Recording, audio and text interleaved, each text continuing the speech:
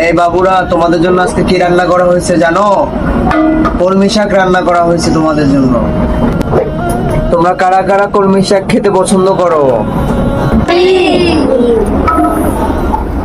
হুজুর আসসালামু আলাইকুম। আমরা তো সবাই কলমি শাক খাই, রাব্বি ভাই খায় না। এই রাব্বিকে ডেকে নিয়ে আসো তো। কেন কলমি শাক খায় না দেখি, কি হয়েছে ওর? আসসালামু আলাইকুম হুজুর, কলমি শাক তো আমাকে ভালো লাগে না, তাই আমি খাইতে চাই না। মাছ গোস্ত প্রতিদিন খেতে খেতে তোমার মুখের রুচি হয়তো চলে গেছে।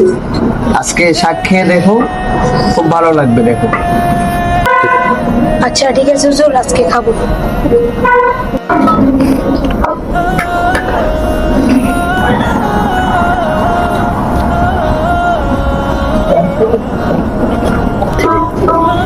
মাঝি, তুই আমার শাকগুলো নিবি?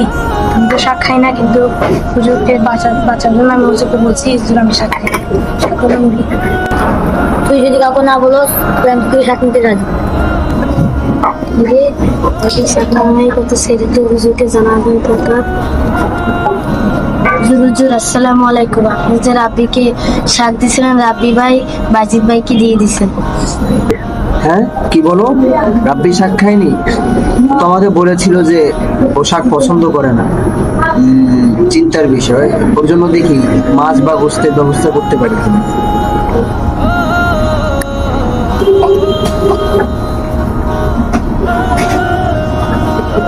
রাব্বি, তুমি কি জানো তুমি যে শাক তোমার ছাত্র ভাইকে দিয়েছো সেটা আমি জানি।